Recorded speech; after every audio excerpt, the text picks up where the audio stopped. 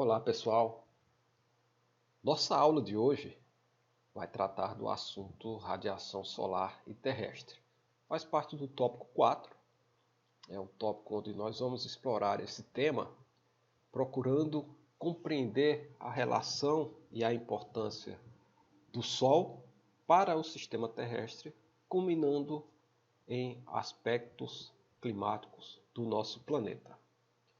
Para iniciar, vamos falar sobre o que é radiação.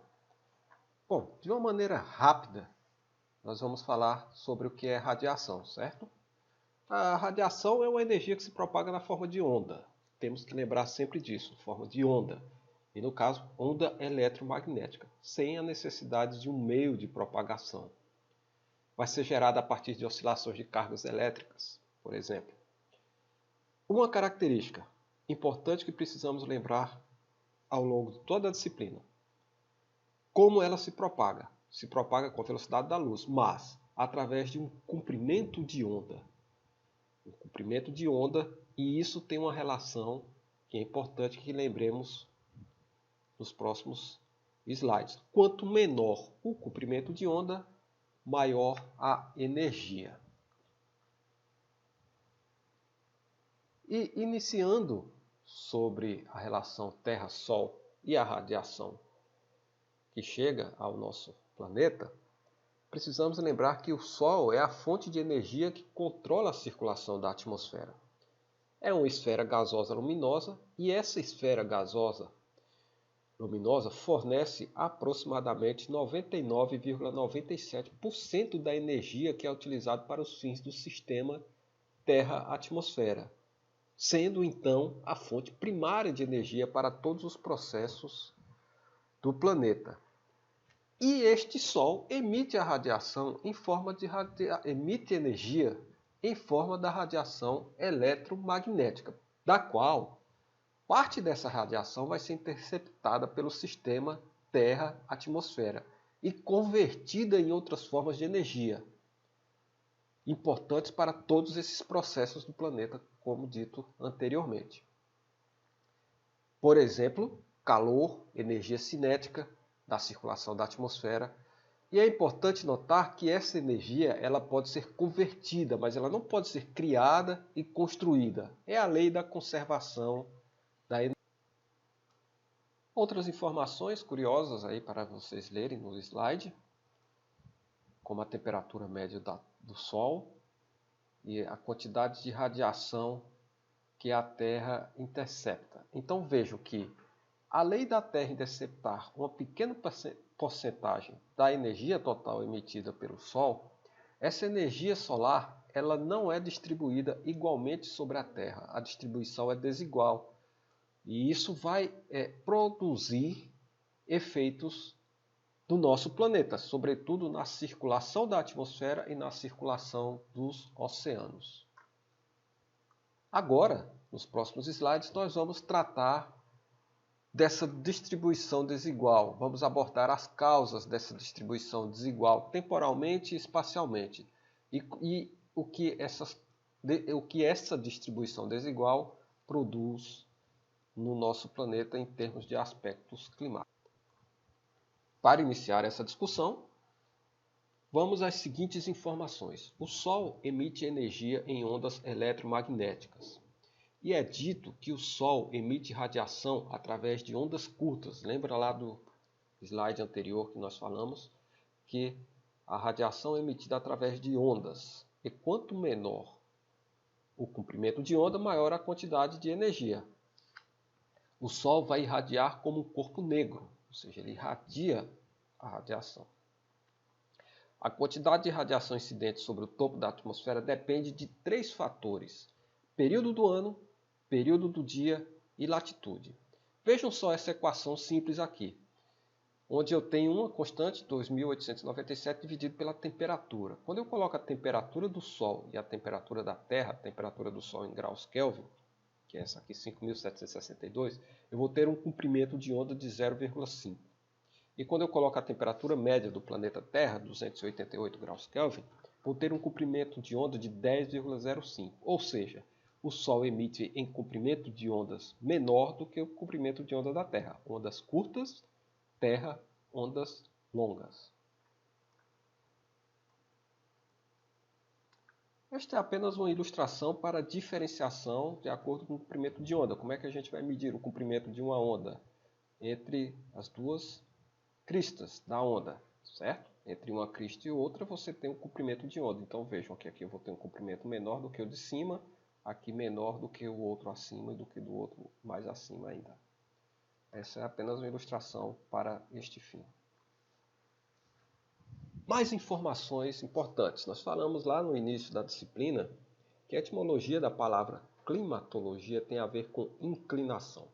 Então, na verdade, a Terra, o plano da Terra com relação ao Sol tem um ângulo de inclinação, certo? Nós não estamos retilíneos. Por exemplo, o equador terrestre, ele não está retilíneo ao plano do equador do Sol. O planeta Terra está inclinado em relação ao plano do Sol, desculpem, em um ângulo de aproximadamente 23 graus e 27 minutos, que coincide com as latitudes do Trópico de Capricórnio, certo? Então nós estamos inclinados. E ao vocês observarem um globo terrestre, vejam que o globo terrestre ele tem um ângulo de inclinação. O globo que nós usamos nas aulas de geografia. Então essa é a explicação para isso. Nós temos uma inclinação do plano da Terra com relação ao Sol. E com isso nós vamos ter um movimento aparente do Sol com relação à Terra que vai gerar o que chamamos de declinação solar. Nós fixamos a Terra no centro e o Sol em seu movimento aparente que vai estar indo em direção ao hemisfério norte até 23 graus e 27 minutos e retornando em direção ao hemisfério sul até menos 23 graus e 27 minutos nesse ciclo ao longo do ano.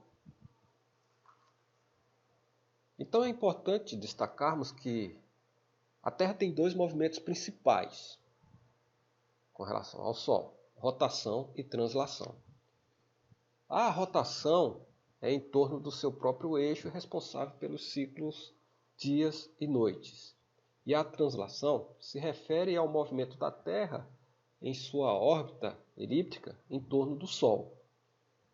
A posição que fica mais próxima ao Sol é o periélio, que ocorre ali próximo de 3 de janeiro. E o ponto mais distante, o afélio, que fica próximo de aproximadamente em 4 de julho. Aqui nesse slide, a gente pode observar através desse vídeo o que seria esse movimento, essa órbita elíptica em torno do Sol. A Terra, a Lua acompanhando a Terra e o movimento em torno do Sol. O afélio, período que a Terra está mais distante, até chegar ao periélio, período em que a Terra está mais próxima do Sol.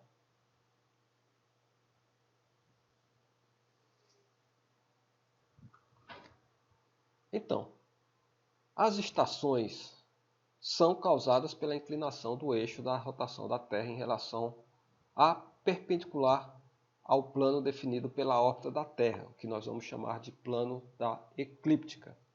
É importante falarmos que aqui na nossa região, no Nordeste, boa parte do Nordeste, em Recife em particular, aqui na região metropolitana, Pernambuco, muitas vezes nós tratamos a estação do ano como estação, associamos o inverno à estação chuvosa, o verão à estação mais quente e seca, e no sertão é o contrário. Então nós podemos dizer que temos, de certo modo, tratado por uma cultura popular a estação do ano astronômica, que é essas que conhecemos e que estão relacionadas a essa inclinação do eixo de rotação da Terra perpendicular ao plano definido pela órbita da Terra, o plano da eclíptica, e as estações climáticas. Podemos usar esse termo assim, tentando chegar ao conhecimento da cultura popular. Ok? Esta inclinação faz com que a orientação da Terra em relação ao Sol mude continuamente enquanto a Terra vai girando em torno do Sol. Por exemplo, o hemisfério sul se inclina para longe do Sol durante o nosso inverno, em direção ao Sol durante o verão. Isso significa o quê, gente? Que a altura do Sol, o ângulo de elevação do Sol acima da linha do horizonte, para uma dada hora do dia, vai variar de acordo com o ano. De que maneira? Vamos associar o seguinte: no hemisfério de verão, as alturas do Sol serão maiores, então nós vamos ter os dias mais longos e a maior quantidade de radiação solar. Já durante o hemisfério de inverno, as alturas do Sol serão menores e os dias mais curtos e há menos radiação solar. Nós podemos ver isso neste vídeo aqui, também com relação ao Sol. Vejam, aqui eu vou ter o polo e vejam como ele vai sendo iluminado de maneira diferente ao longo do ano. Nesse movimento de translação. Lembrando sempre que quando é verão no hemisfério norte, é inverno no hemisfério sul. No movimento de rotação, nós temos essa variação aqui de dia e noite. Mas com o plano de inclinação da Terra, e não sendo uma esfera perfeita, nós vamos ter essa desigualdade da quantidade de energia que chega ao longo do planeta.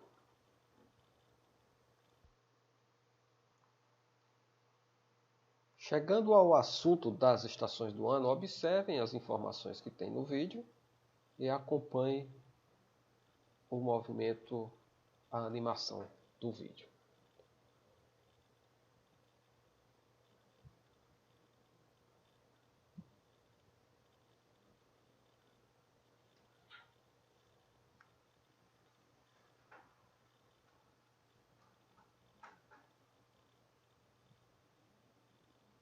Com todas as informações que nós já mencionamos anteriormente.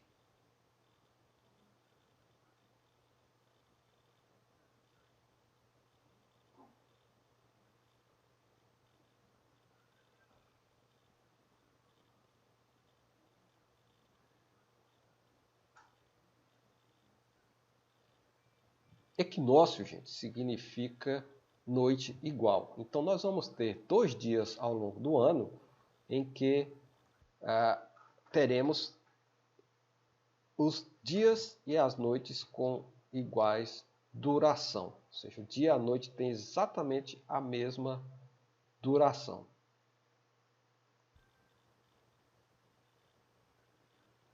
Nesses 2 dias, a quantidade de radiação solar que chega ao planeta ocorre desta maneira.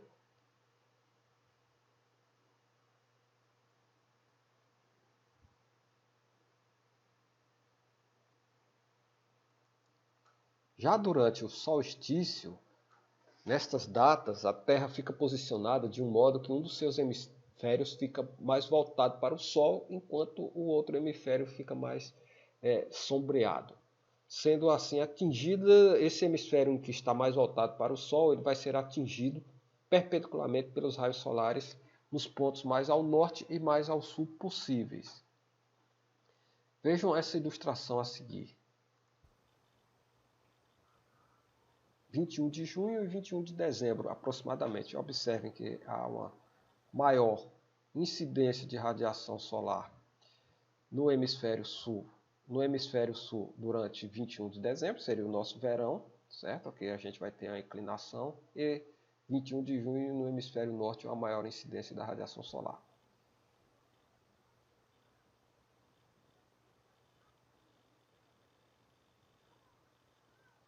Vejam, essa inclinação nos mostra exatamente isso. Olha, aqui eu teria o eixo da Terra, veja.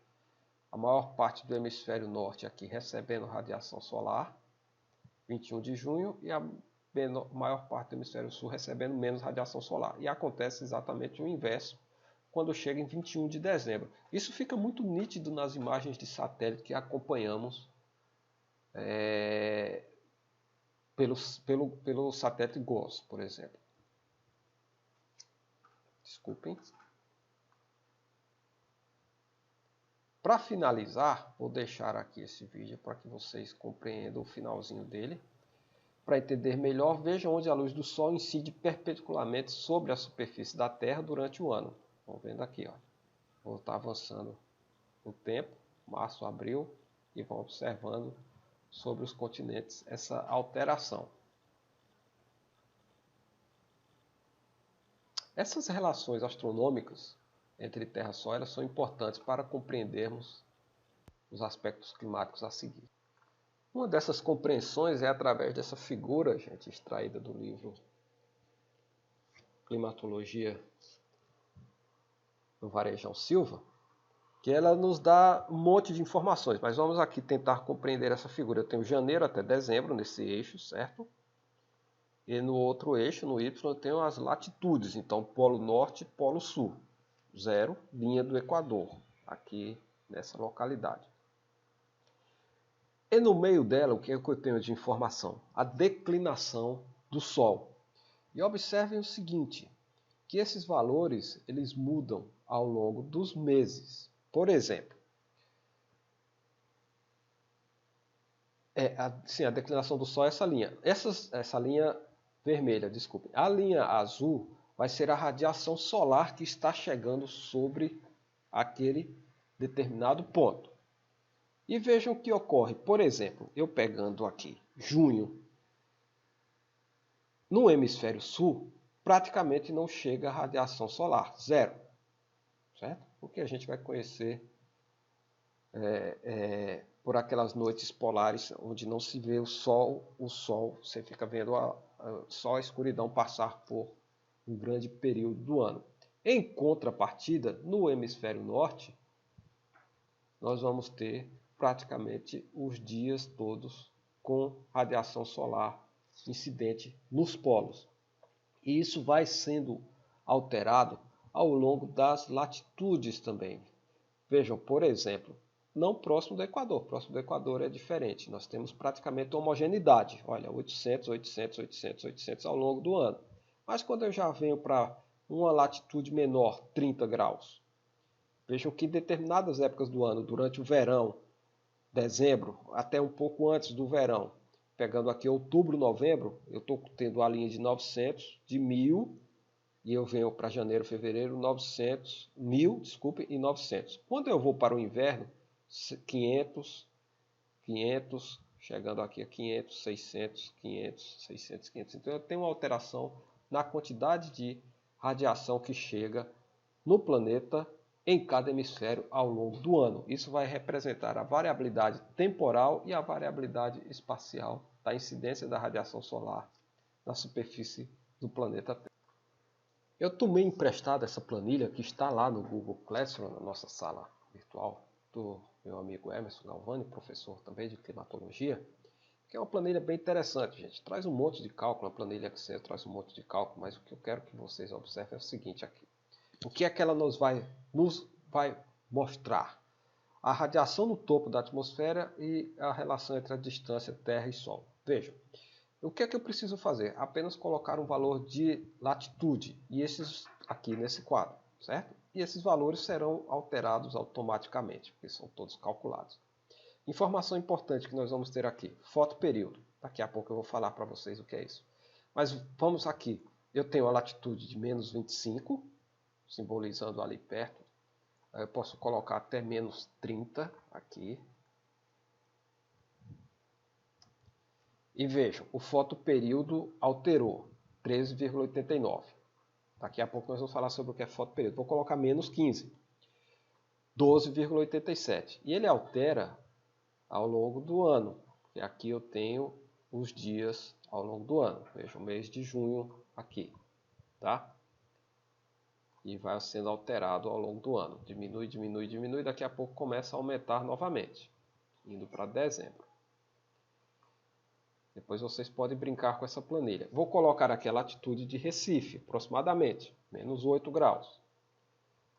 O fotoperíodo foi alterado. Vou colocar 0. E o fotoperíodo ficou 12. Então, no Equador, o fotoperíodo é 12 ao longo do ano todo. Tá vendo?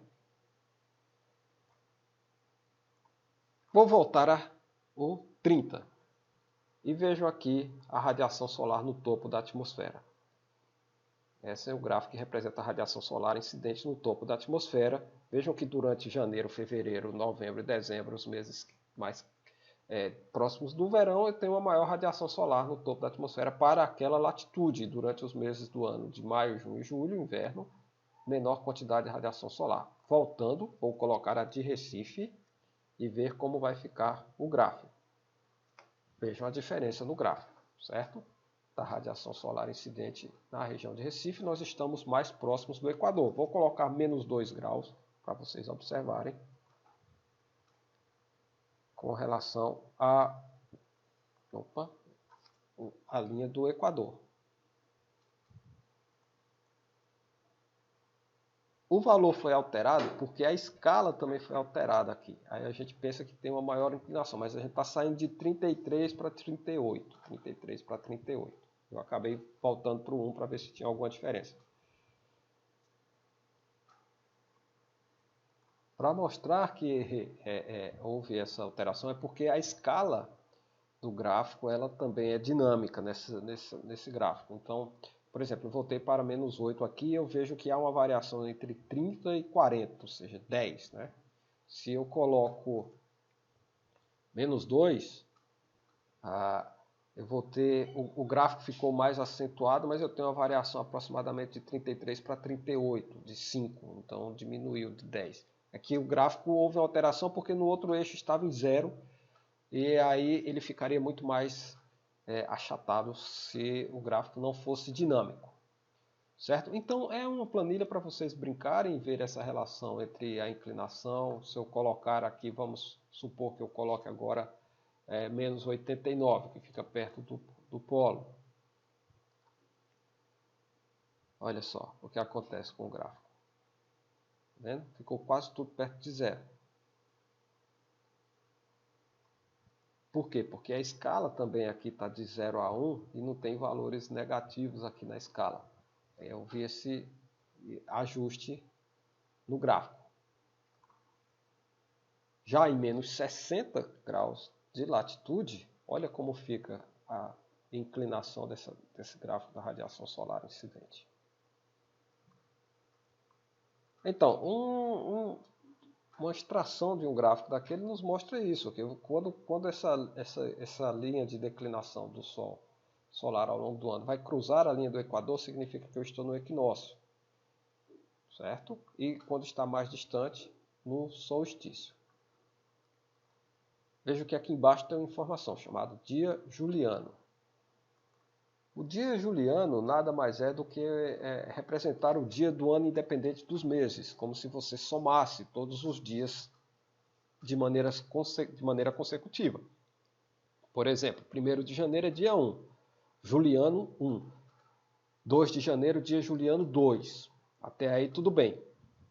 Dia 1º de fevereiro vai ser o dia juliano 32, somou 31 de janeiro com mais 1 de fevereiro, 32. Aí por diante, até chegar a 31 de dezembro, que pode ser 365 ou 366 se o ano for bissexto. E uma brincadeira, qual o dia juliano de hoje? Vocês podem colocar no Google que vai encontrar várias tabelas de dias julianos para dizer qual é o dia juliano de hoje. Um cálculo astronômico ele utiliza dia juliano. Então vamos a alguns conceitos. O que seria o fotoperíodo, que foi dito anteriormente? É o número de horas de brilho solar sem considerar os efeitos da atmosfera para aquele dia do ano e para aquela latitude. Por exemplo, o fotoperíodo para o dia 21 de dezembro em São Paulo é de 13 horas e 30 minutos e para o dia 20 de junho, cerca de 10 horas e 0 minutos. Para Recife, no dia 21 de dezembro, será de 12 horas e 40 minutos e no dia 20, 11 horas e 40 minutos. Na linha do Equador, nós vimos que o fotoperíodo é sempre em torno de aproximadamente 12 horas.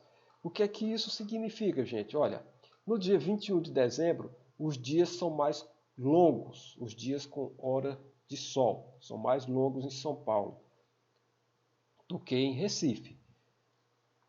São Paulo está mais distante da linha do Equador, certo? Já no inverno, 20 de junho, os dias em São Paulo são mais curtos do que em Recife, que está mais próximo da linha do Equador. E vejam que em Recife, ao longo do ano, tem uma pequena variabilidade. Por quê? Porque estamos se aproximando da linha do Equador. Já em São Paulo tem uma maior variabilidade em torno do fotoperíodo, porque está mais distante da linha do... E aí eu vou deixar uma pergunta para vocês pesquisarem, refletirem, por que o governo adotava o horário de verão para as regiões sul e sudeste, parte do centro-oeste do país, entre os meses de novembro a fevereiro de cada ano e não fez para as regiões norte e nordeste. Após esse longo período de reflexão que vocês tiveram, eu deixo aí o decreto número 6558, de 8 de setembro de 2008, que define o horário de verão em parte do território nacional. E depois, em 2013 e 2014, abrangerá o período de 0 hora de 20 de outubro até de 2003 às 0 horas de 16 de fevereiro de 2014. Deixo aí uma explicação, tem a ver com a redução da demanda no horário de ponta do sistema, trazendo como benefício uma operação mais segura e de menor custo para a produção da geração de energia no país. Essa ilustração traz a variação anual do fotoperíodo com a latitude, horas do dia no eixo Y e meses do ano, de dezembro até novembro, iniciando o verão, certo? Por isso que iniciou em dezembro até novembro. Aqui eu tenho as latitudes 0 graus, 40 graus norte, 40 graus sul. O que é que eu observo? Se eu pego um ponto como este aqui e vou seguindo a curva, eu vou ver que eu tenho uma variação diferente. Então, ao longo do ano, de quê? De fotoperíodo. Aqui é o fotoperíodo. Por exemplo, em 40 graus norte, o fotoperíodo durante junho vai durar aproximadamente 15 horas, certo? E o fotoperíodo desse 40 graus norte em novembro vai durar menos de 10 horas. Então há uma inversão muito grande, enquanto na linha do Equador é praticamente constante. E, por exemplo, essa linha vai variar pouco aqui perto de Recife, de 10 graus de latitude. E uma outra informação que está nesse gráfico, mas também uma informação muito simples, é que nós vamos ter a variação diurna da radiação solar ao longo do planeta. Então nós temos a variação anual e temos a variação diurna, né? Período do dia com sol incidente, nós vamos ter a maior radiação solar com pico perto das 12 horas. E quando o sol está se pondo, essa radiação solar vai diminuindo, culminando na ausência de radiação solar no período noturno. Vimos que há a variação da radiação solar ao longo do ano e ao longo do dia também é muito importante essa variação da radiação solar, que vai afetar, não depende apenas da duração do dia. Essa variação da radiação solar vai depender também da altura do Sol. Como a Terra ela é curva, a altura do Sol vai variar com a latitude. Nós vimos isso nas figuras anteriores.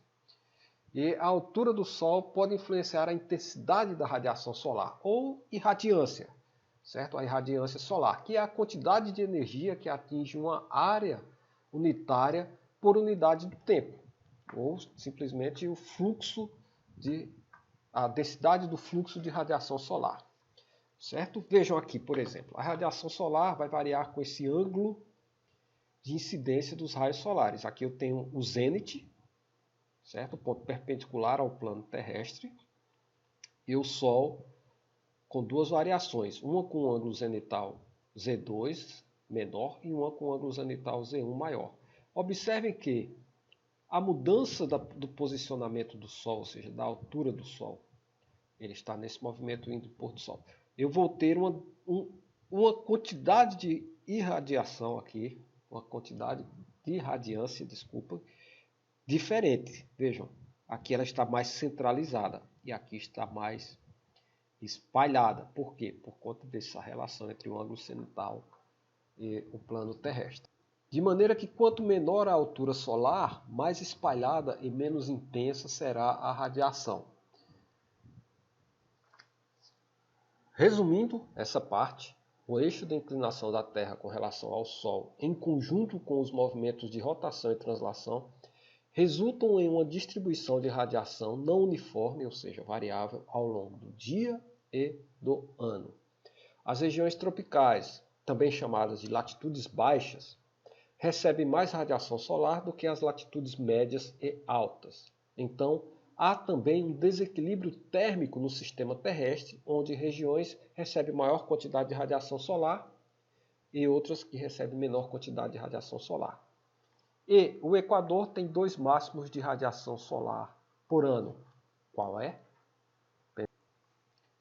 E ainda, a quantidade de radiação ela sofre variação ao longo do ano, desculpem, período do ano, horário do dia, latitude e altitude do Sol.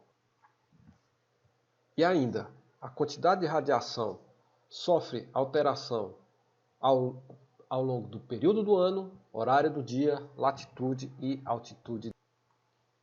Dito isto, vamos entrar no que chamamos do assunto do espectro de radiação solar. Praticamente toda a troca de energia entre a Terra e o resto do universo ocorre por radiação, que é a única que pode atravessar o relativo vazio do espaço. O sistema Terra-atmosfera está constantemente absorvendo a radiação solar e emitindo a sua própria radiação para o espaço. Numa média de longo prazo, as taxas de absorção e emissão são aproximadamente iguais, de modo que o sistema está muito próximo ao que chamamos de equilíbrio radiativo. A radiação também tem papel importante na transferência de calor entre a superfície da Terra e a atmosfera, entre diferentes camadas da atmosfera, como vimos nas aulas anteriores.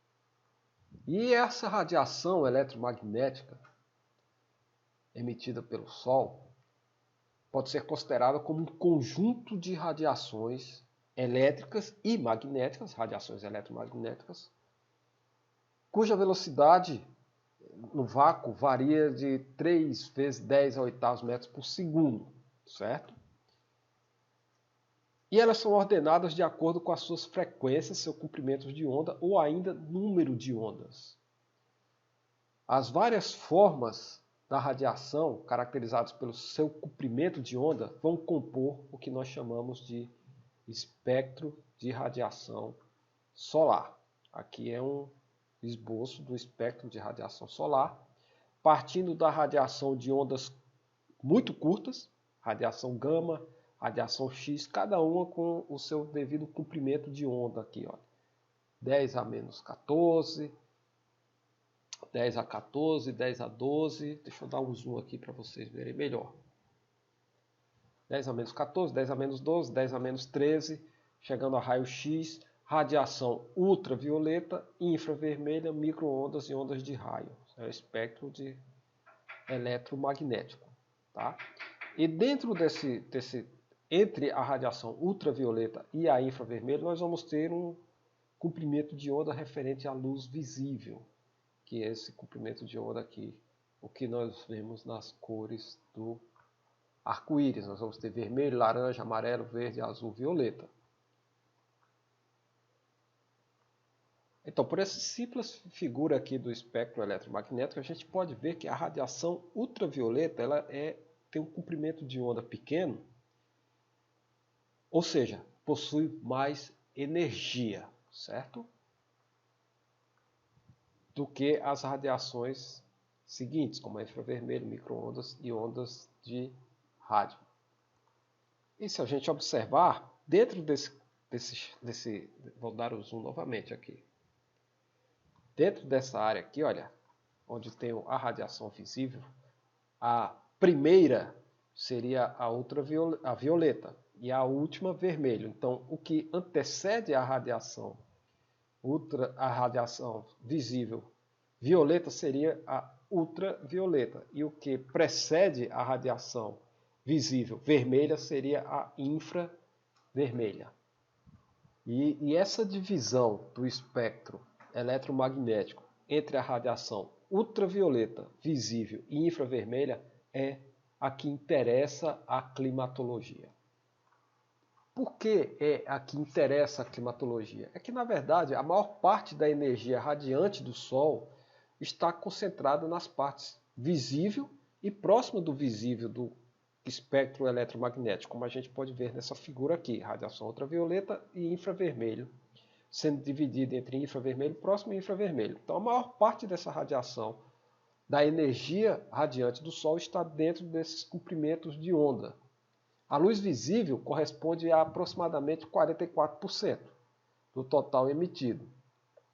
a ultravioleta aproximadamente 7%, e a infravermelho, se a gente somar 37 com 11, 48% dessa radiação sendo representada nesse gráfico. De maneira que ao somar tudo, a gente vai observar que menos de 1% da radiação solar, da energia radiante do Sol, é emitida nos comprimentos de onda dos raios X, raios gamas e ondas de rádio. Então, esses comprimentos de onda ultravioleta, visível e infravermelho são de fato os mais importantes no estudo e na compreensão da climatologia e na fonte de energia radiante. Porém, mesmo tendo essa divisão do espectro em intervalos e em termos de comprimento de onda, é importante ressaltar que, quando qualquer forma de energia radiante é absorvida por um objeto, o resultado vai ser um crescimento do movimento molecular desse objeto e um correspondente crescimento da temperatura. E aí nós vamos ver isso nas aulas seguintes.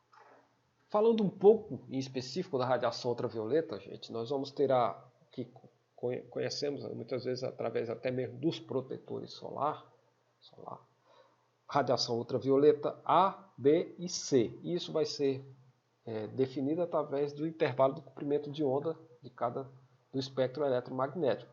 Mas vejam aqui o que eu coloco de maneira resumida para vocês. A radiação ultravioleta A tem um efeito sobre a pele humana, animais e plantas. Parte dessa radiação é absorvida pela camada de ozônio da atmosfera. A radiação ultravioleta B é uma radiação biologicamente ativa, também parte é absorvida pelo ozônio, e a ultravioleta C, totalmente absorvida pela camada de ozônio. Lembrando que quanto menor o comprimento de onda, mais energia contém. Então, a radiação ultravioleta ela tem efeito de maneira que, por ter um comprimento de onda pequena, ela tem muita energia. Então vai ser aquele tipo de radiação que vai queimar a nossa pele e a gente não está percebendo que está sendo aquecida. Diferente de você colocar a mão no fogo e você saber que está queimando porque está quente ali. Essa radiação ela é extremamente perigosa para seres humanos, animais e plantas, se não estiver devidamente filtrada pelo ozônio, absorvida e filtrada pelo ozônio da atmosfera.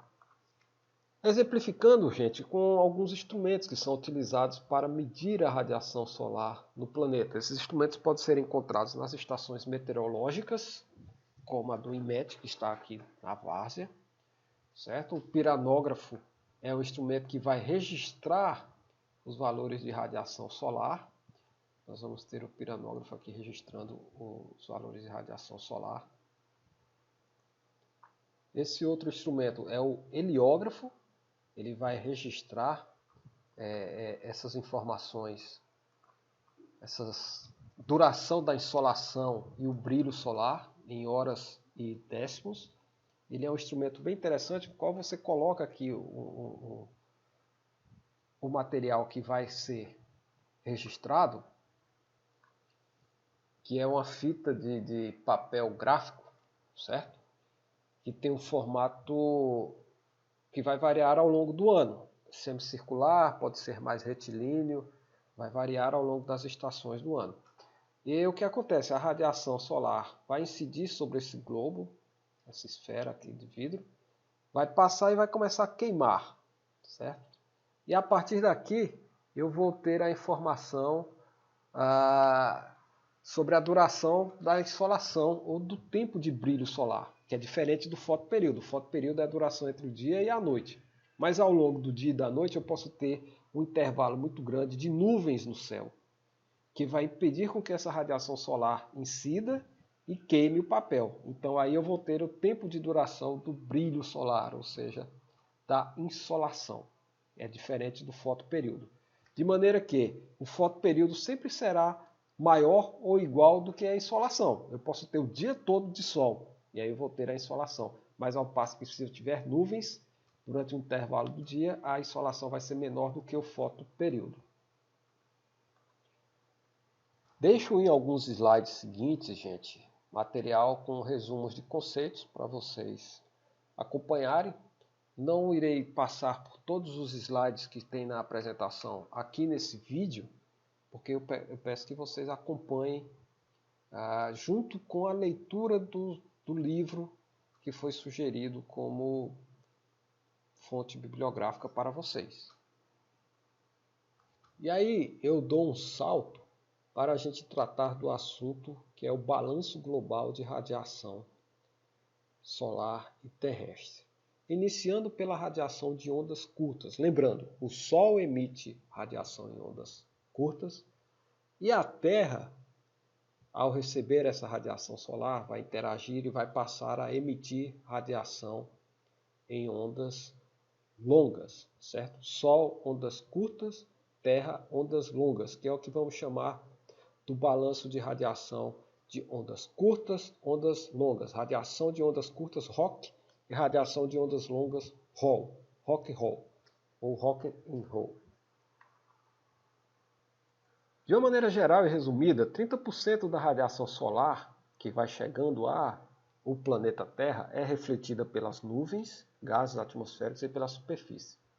25% dessa radiação solar é absorvida pela atmosfera, nuvens, gases atmosféricos e os aerossóis, e 45% dessa radiação solar é absorvida pela superfície terrestre. Então veja que a maior parte dessa radiação ela é refletida pelas nuvens e absorvida pela atmosfera. Isso é uma média, certo, gente? E 45%, ou seja, perto dos 50%, é absorvido pela superfície da Terra. Isso vai variar tanto no tempo quanto no espaço geográfico. Por exemplo, numa condição de céu claro, sem nuvens, 70% da radiação solar é absorvida pela superfície da Terra. E aí temos que somente 3% da radiação solar será refletida. Já numa condição de nuvens, céu coberto, somente 25% da radiação solar é absorvida pela superfície. E aí nós vamos ter 51% da radiação solar sendo refletida. E o que é que isso vai ter impacto? Isso terá impacto no que conhecemos por efeito estufa, né? Que nada mais é uma relação entre a radiação emitida pelo Sol, que chega ao planeta Terra e vai ser absorvida em parte pela atmosfera, refletida em parte pela atmosfera e absorvida pela superfície da Terra, de maneira que ao absorver a superfície da Terra vai transformar essa radiação solar em radiação terrestre, vai passar a emitir radiação terrestre para a atmosfera em direção ao espaço, mas nós vamos encontrar uma barreira de gases, os gases da atmosfera, que irá aprisionar parte dessa radiação terrestre emitida para o espaço, produzindo assim um ciclo que nós vamos chamar de efeito estufa, onde eu tenho a radiação solar absorvida pela Terra, certo? Essa radiação solar vai ser transformada, superfície terrestre oceânica e por aí vai, de maneira que aí eu vou ter a radiação direta da superfície, sendo emitida em direção ao espaço, mas a maior parte dessa radiação direta da superfície, ela retorna para o próprio planeta por conta da absorção de gases do efeito estufa. Então ela vai retornar, vai voltar para o planeta, vai aquecer novamente, vai retornar para a atmosfera, vai voltar a ser absorvida, vai aquecer o planeta e por aí vai o que vamos chamar do ciclo do efeito estufa. E é fundamental para a manutenção da vida no planeta Terra. Sem ele, as temperaturas médias do planeta entre superfície e oceano, superfície terrestre e oceânica, seriam muito diferentes do que os 14, 15 graus, que é ideal para o desenvolvimento da vida no planeta. Certo? Nós não teríamos esse fator. Ou seja, se o efeito estufa fosse mais intenso, as temperaturas poderiam ser maiores. Se o efeito estufa for menos intenso, as temperaturas podem ser menores. Então lembre-se, o efeito estufa ele é vital para a manutenção da vida no planeta Terra. A alteração nas propriedades dos gases, na quantidade dos gases, que irá influenciar o efeito estufa, ele pode sim aí ser perigoso para o planeta. Certo? Então, a modificação na quantidade de gases é que é prejudicial. O efeito estufa, ele é importante e vital. Um outro detalhe é que a atmosfera, ela tem uma absorção seletiva, gente. Os gases, eles absorvem radiação solar e terrestre de maneira diferente, certo? Quando você absorve, tem uma conversão de radiação em calor, vai aumentar a temperatura da substância que está absorvendo, tudo bem. E a absorvidade dos gases é altamente específica em determinadas bandas espectrais ou as faixas de comprimento de onda. E o que é que eu quero dizer isso? O que é que eu quero dizer para vocês? É que nós temos ótimos gases absorvedores de radiação solar na atmosfera e ótimos gases absorvedores de radiação terrestre. A radiação que aquece o planeta é a radiação terrestre. A radiação solar de ondas curtas, ela vai interagir com a superfície terrestre, que vai produzir a radiação de ondas longas, a infravermelha, que vai ser a radiação que vai aquecer o planeta, certo? Então eu tenho como ótimos absorvedores de radiação solar o ozônio e o oxigênio, que absorvem radiação ultravioleta, certo? E para a radiação terrestre, eu vou ter vapor de água, dióxido de carbono, dióxido de nitrogênio, ozônio, oxigênio. Então eu vou ter outros gases, e entre esses o que nós conhecemos por gases de efeito estufa, como o dióxido de carbono e o vapor de água, como ótimos absorvedores da radiação terrestre, ou seja, eles são importantes para manter o aquecimento do planeta. De maneira resumida, a atmosfera é praticamente transparente para a radiação solar, mas quase opaca para a radiação terrestre, que vai aprisionar a radiação através do que conhecemos por... Vejam, nesse gráfico que está lá no livro Noções Básicas de Clima do Brasil, nessa figura, na verdade, não é um gráfico, vocês podem até acompanhar o conteúdo lá. O que eu tenho aqui, comprimentos de onda, de 0,1 a 30, e aqui eu coloquei símbolos indicando que seria ultravioleta, visível dentro desse comprimento de onda e infravermelho dentro desse outro. E no eixo Y, a absortividade da atmosfera e diferentes gases, N2, oxigênio e ozônio, dióxido de carbono, água. E a atmosfera na soma de todos esses gases. O que isso está nos dizendo?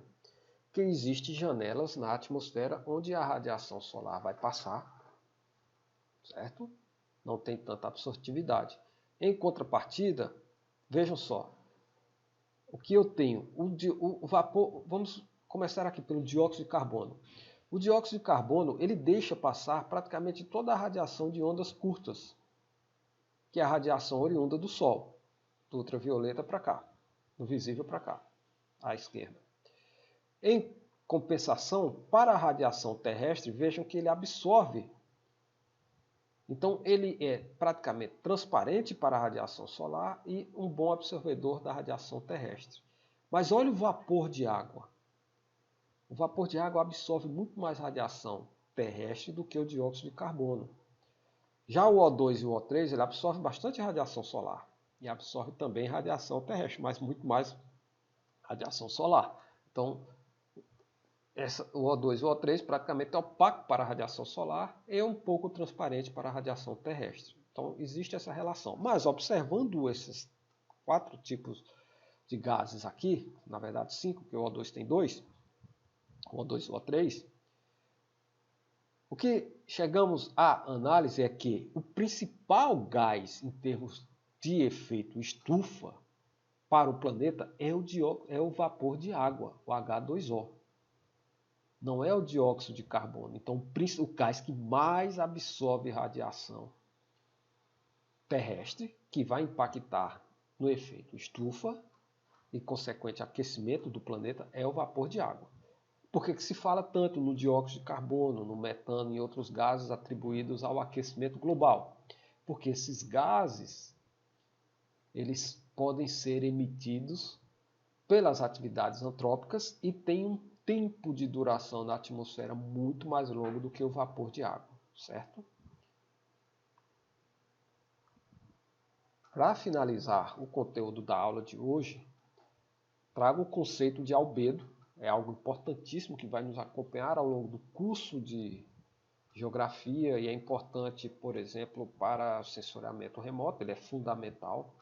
É a medida da quantidade de radiação solar refletida por um corpo ou uma superfície. E é calculado como a razão entre a quantidade da radiação refletida e a quantidade da radiação recebida. Em termos geográficos, representa a relação entre a quantidade de luz refletida pela superfície terrestre e a quantidade de luz recebida do Sol.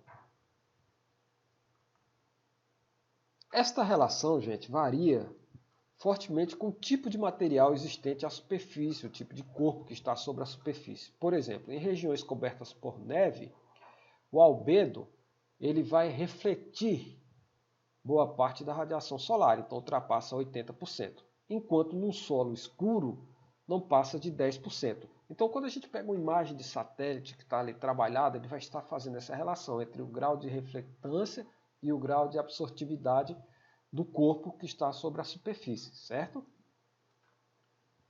Isso aqui é importantíssimo lembrar. No caso da água, a gente tem que lembrar que a água, a radiação solar, ela vai passar pela água, como se fosse um espelho.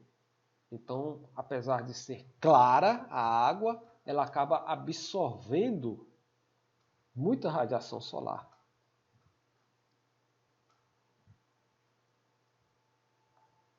Chegando a valores como perto de um solo escuro, porque vai estar absorvendo a radiação solar e não refletindo. Já a neve é diferente, ela vai refletir, vai absorver mesmo. Bom, tem aqui uma tabela que vai mostrar um pouco disso, solo negro, areias, florestas, lua, terra e por aí vai. E alguns vídeos interessantes para vocês observarem. Existe um vídeo de um projeto fotográfico para mostrar o analema. Dê uma olhada nesse link no YouTube para saber o que é analema. Tem no slide, eu só passei aqui nesse vídeo, porque é apenas um conceito. E tem um vídeo muito bom, esclarecedor, sobre o balanço de radiação, com mais informações do que eu coloquei aqui, porque o vídeo já ficou bem longo, gente. Um abraço e até logo.